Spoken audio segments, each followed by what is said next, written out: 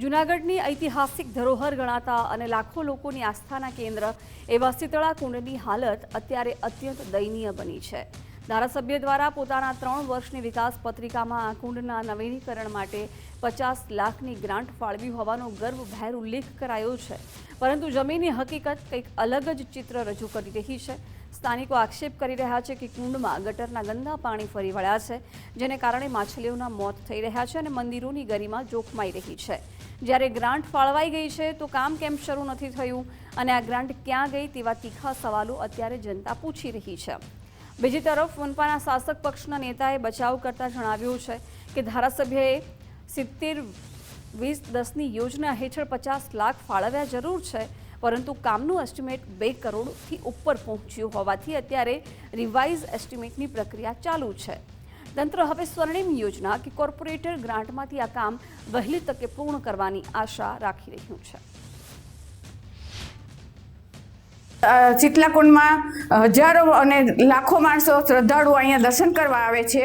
અહીંયા શીતલાકુંડમાં દરેક મંદિરમાં દૂષિત પાણી, ગટરનું પાણી પડે છે, તો અમારી લાગણી બહુ જ દુભાઈ છે। તો એના માટે અમારે નિરાકરણનો પ્રશ્ન છે, એ બધા પ્રશ્નનું નિરાકરણ થાય એના માટે હું વિનંતી કરું છું। અને 50 લાખની ગ્રાન્ટ અહીંયા પાસ થઈ છે, પણ અમને 50 પૈસા પણ મળેલ નથી। અમારે મહાનગરપાલિકામાં જે શીતલાકુંડ મંદિરની જીર્ણોદ્ધારની 50 લાખની ગ્રાન્ટ છે, ઘણા સમયથી પાસ થઈ છે, પણ એની કોઈ કાર્યવાહી નથી થઈ। અહીંયા શ્રાવણ માસમાં 4 સોમવાર 2 સાતમમાં હજારો માણસો આવે છે અને અહીંયા બહુ તકલીફ પડે છે। નથી પીવાના પાણી સુવિધા, નથી બેસવાની સુવિધા, આખું મંદિર જર્જરિત થઈ ગયું છે। નીલકંઠ મહાદેવનું પાયા બધે જમીનમાં બેસી ગયા છે અને શીતલામાના મંદિરમાં બધે પાણી પડે છે। નીલકંઠ મહાદેવના મંદિરમાં બધે પાણી પડે છે। મહાદેવના મંદિરમાં ફરતે બધી કોર પાણી જ પડે છે ચોમાસા દરમિયાન આડે દિવસે પણ।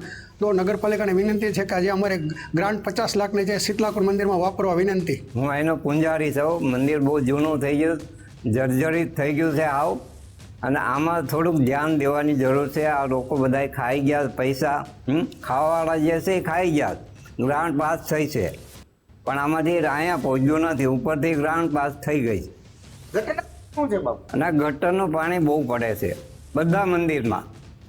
નાના મોટા 8 મંદિર છે, 8એમાં પાણી પડે છે, કોઈ બેહવાની સુવિધા નથી, પાણી ગંદુ થઈ ગયું છે। હવે આમાં સાફ સફાઈ કરવી, મંદિર બનાવવાનું છે, બધું કરવાનું છે। આ જૂનાગઢ મહાનગરપાલિકાના વોર્ડ નંબર 10ના અમે 4 કોર્પોરેટરશ્રીઓ દ્વારા ધારાસભ્યશ્રીને વિનંતી કરવામાં આવી હતી। તે અંતર્ગત 70-20-10ની જે યોજના સરકારશ્રીની ચાલુ છે, તેમાં 50 લાખ રૂપિયાની જોગવાઈ શીતળાકુંડના કામ માટે કરવામાં આવી છે, પરંતુ કન્સલ્ટન્ટ દ્વારા એનું એસ્ટિમેટ પણ બનાવવામાં આવ્યું। એ એસ્ટિમેટ કોસ્ટ 2 થી 2.5 કરોડ રૂપિયાનો થઈ જતો હોય, તેના માટે કોસ્ટ ઘટાડવાની પ્રક્રિયા હાલ ચાલુ છે। રિવાઇઝ એસ્ટિમેટ આ વીકમાં આપણને ઉપલબ્ધ થઈ જશે।